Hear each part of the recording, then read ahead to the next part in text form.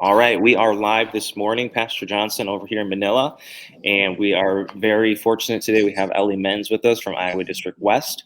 And everybody, if you're watching, just stay inside today if you can. It is cold and it's going to be miserable today. But speaking of things that can be cold or miserable or dangerous, Ellie has a whole bunch of information about disasters and disaster response. Because Ellie takes care of our alert stuff or Lutheran early response teams. And so, Ellie, we're very excited to have you here with us today.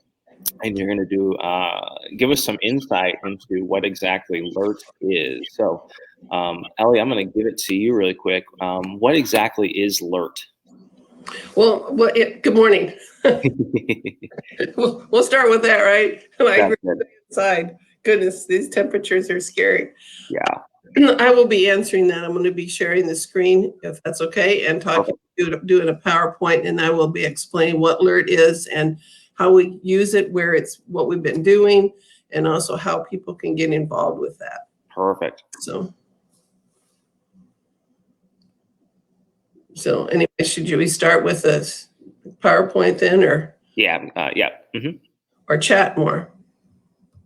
Let's go ahead and jump right in PowerPoint. All right. And we're going to go with sharing.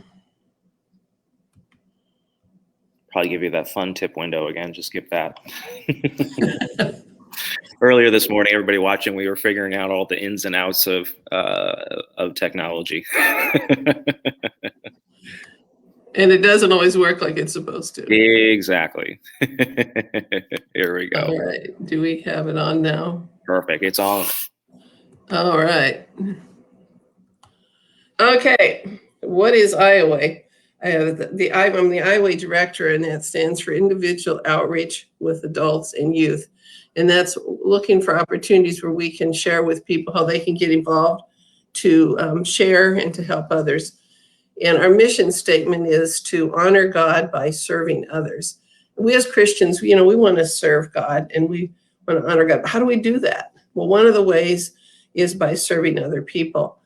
As the IOA director for 19 years, it's been an exciting adventure. And I have been the disaster response coordinator for the past 15 years. So your question, Pastor Johnson, is what is LERT? Okay.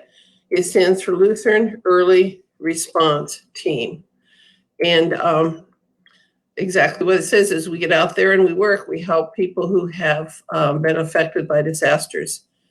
And sometimes people will say, well, why do we do it? We can't help everybody.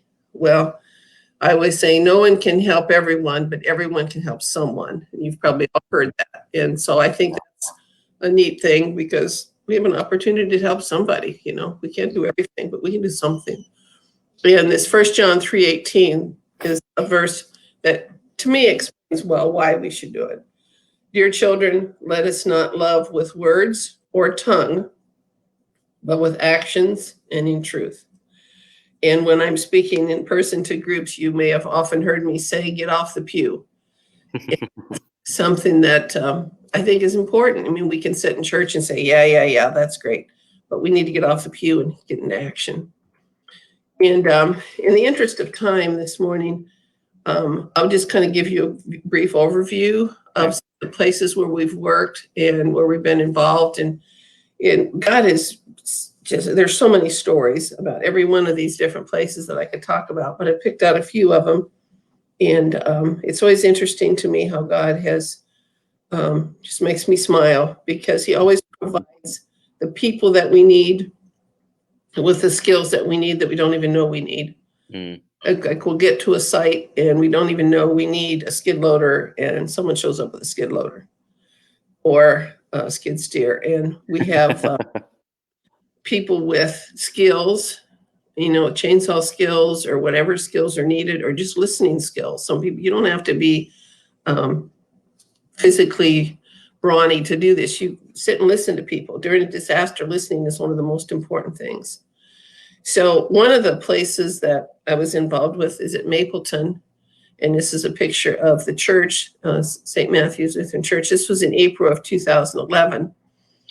And This picture always says it for me. This is just across the street. I was standing in front of the church when I took it, and just in minutes, your whole life is shambles. Papers going all over, everything is everywhere. And it's just a disaster. I mean, there's no other word for it. Then pretty much exactly a year later, April of 2012, Creston got whammed. And so we went there and we brought a lot of people in to help and help with some of the cleanup and so forth there. And in Creston was interesting. One side of the town didn't even know the other side of the town got hit, basically. Wow. Kind of went through one side of it more so than the other. And what I do when I work with a disaster, the first thing I do is I contact the pastor in an area once I find out there's a problem in an area and say, how can we help? What can we do? We're here to help. Let us know what we need to do, and then just start making a plan. Because every place is different. Everything is different. After working with disasters for a few years, it became evident that this alert trailer would be cool. And this was Pastor Roger Carlisle from Wall Lake was the first one involved with this, with the SAC circuit. Sure. In this trailer put together. And then Boone, now I live in Jefferson, so I'm in Boone County, but I've worked with all of them. And then Southwest and then the Spencer circuit. It's pretty cool. It wasn't planned this way, but God worked it out. God planned it. That we're pretty much located throughout the district, and we can help each other. In some disasters, we need 2 trailers, and that's fine. We just do that. And Ellie, what are some of the things that you find in the trailers? I'm glad you asked. You are good. You don't need me. You are good. Yeah.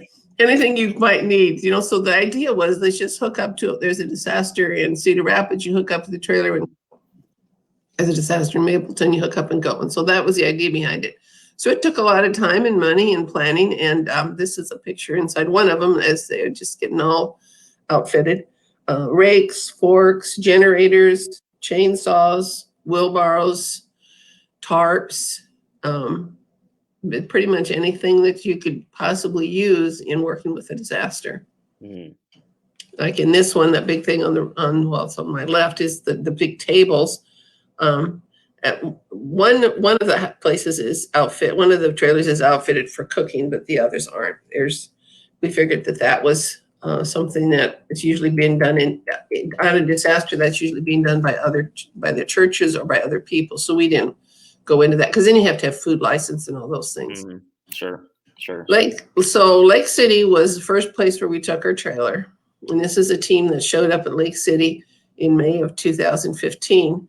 And interestingly, speaking of generators earlier, we were just put the Boone one together, and we were wondering how we were going to fund a generator because that's expensive. And a gentleman came up and donated one, and we were excited. Oh, wow. And a week or so later, we got another one, and I'm thinking, what do I say? I don't want to tell him no, but we don't need 2 generators. Well, I was wrong. That happens occasionally. So anyway, the first thing was, it just makes me smile how God used this. I mean, I drove the vehicle that hauled the trailer into Lake City, and other people were already there, and they said, we need those generators. We need a generator. And within minutes, 2 generators were both in use. Wow. Because there was no electricity there, and there was a lady on oxygen, and she couldn't get her oxygen because she didn't have electricity. Wow. God works in mysterious ways.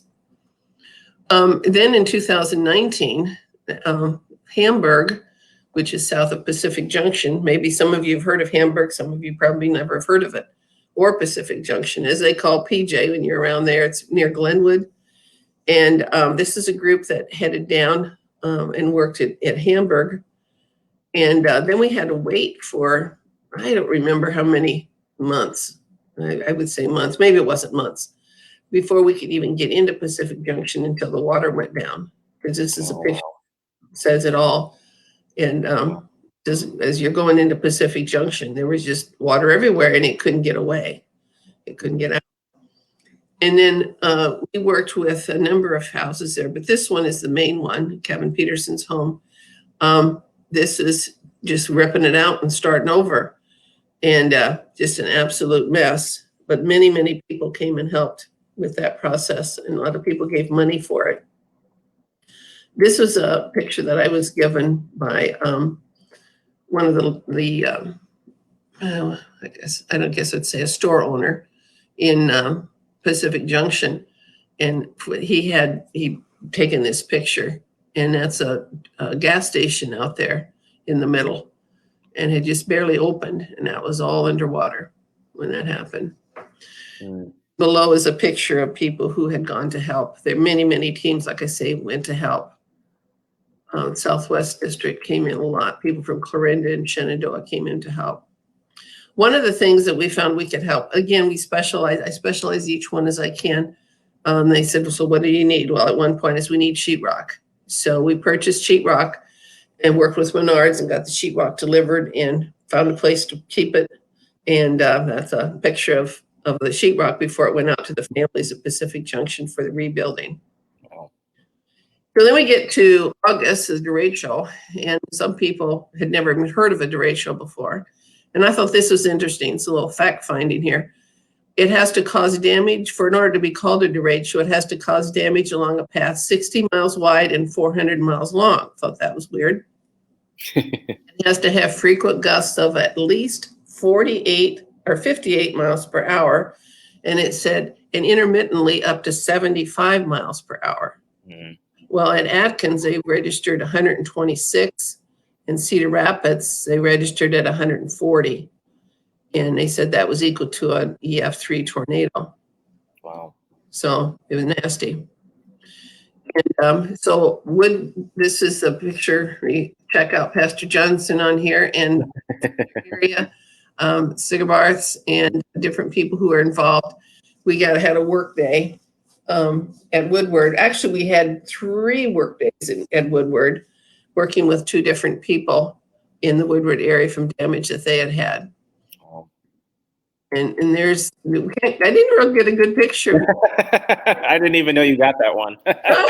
You're sneaky.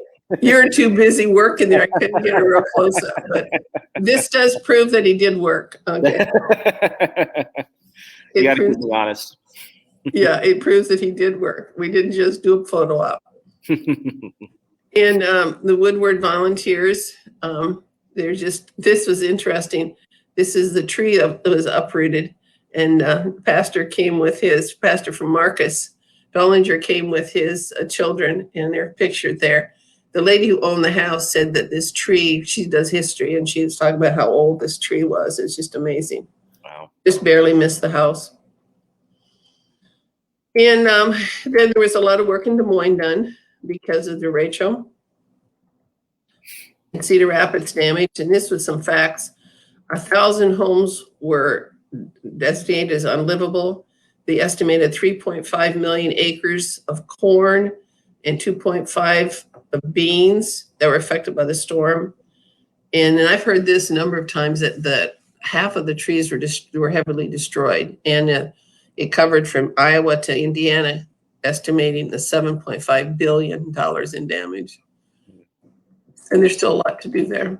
So we responded. We sent 9 alert teams to Cedar Rapids, 82 volunteers, plus many more. Those are the ones that went on teams.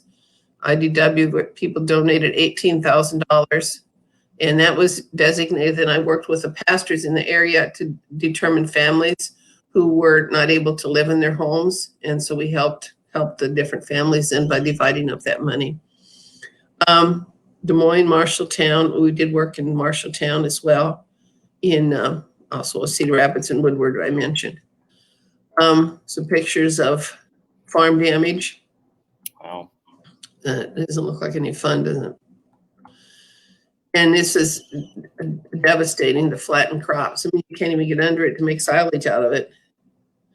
And uprooted trees. Yeah. And then outside of Iowa, I worked with Katrina in 2005, and that was before Amazon Prime. When Florida came along with their 2 different disasters they had, we start shipping by Amazon Prime, and we would collect money and then send down based on the needs they have. One rule of thumb is never send anything to a disaster unless someone has asked for it. Don't just go and send something thinking, oh, well, probably somebody will use it. If you become more of a problem than a benefit. Yeah. Worked with the California fires with Paradise, California, and again, sent items to the families there through Amazon Prime. Houston, that was quite a deal. We sent 3 semi-loads of mostly sheetrock and what I want to say, like kitchen, like stoves, refrigerators, that kind of a thing. Oh, sure. Yeah. And this was real interesting. The gentleman from Houston, I said, so what do you need? He said, sheetrock. And I said, we're on it. And I had no idea what I was going to do. I thought, oh, Fort Dodge. We're near Fort Dodge. We can do that. That was not simple either. Anyway, nothing simple. Alert training, 660. I've had the opportunity to train 660 plus in Iowa District West. And if you're interested, Pastor Johnson had one in November of 19, I think it was. And you can just get a hold of me and let me know if you're interested in a training. I will do the training, and there's no cost to the church for doing that. It includes family and church preparedness, how to reach out to those affected. And then all of your skills and things that you list are listed in a database, and that will help then as we determine if we need sheetrockers or if we need chainsaw people or what we need. So it works out really well. The church preparedness thing, I was using the example of if you pastor's in the pulpit and the tornado siren goes off, are you prepared? Do you know what your next step is? Mm-hmm. And most pastors will look at me and go, no. One pastor in training, when I said that, he said, he always made me laugh. He said, yeah, we'd pass the collection plate really fast. So good thinking. Good thinking. So I was. Then you do the training, you'll get a certificate through LCMS. We also have chainsaw training available, and we suggest that people do that. If you are with a site that has FEMA people on site, you do absolutely have to have chainsaw certificate, or they won't leave you on the site. But you can go and help your neighbor and stuff. You don't have to be certified for that. Sure. So there's my address, and I'd like to ask for you to help me in identifying the needs, because I may not hear about it. I don't, may not even know that a disaster hit somewhere unless you let me know. So sure. If you know things, let me know, send me, call me. And questions? Yeah, I mean, I think the picture said it all, but maybe the follow-up, maybe to sum things up, would be, in your words, Ellie, why is LERT such a vital ministry? It's a vital ministry because people need help. When you're in a disaster, I'm trying to get rid of this here. There we go. If you are in a disaster and if your house is destroyed and you need help, and that's what God's people do. We go out and we help people. And like I say, even if it's just to listen, that's the most important thing, to just listen and let them say the same thing 100 times, because that's part of the healing.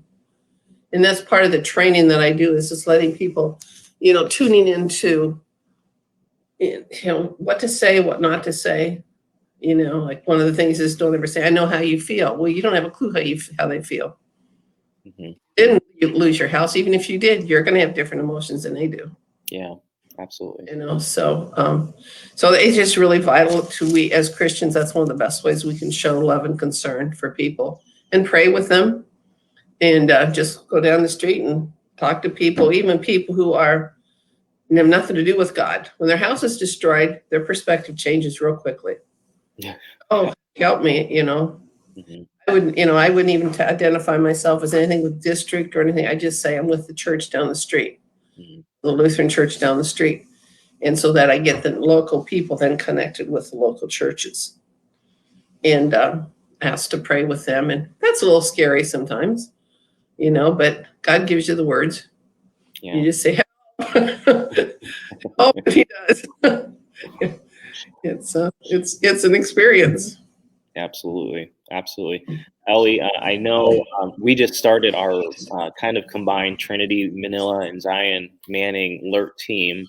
So people are more than willing to get involved with that. We've got some projects locally that we're doing. But I'll also be reaching out to do another training session in the near future sometime to get some more people involved. So if anybody watched today and thought, hey, I want to get that training, we will get that going at some point, hopefully this year. And really quick, Ellie, we had some people who said hello. Annette Hi. and Paige say hello. Doug Grady, and I think Doug is in Florida right now. So Doug is That's a good place to be. Yeah.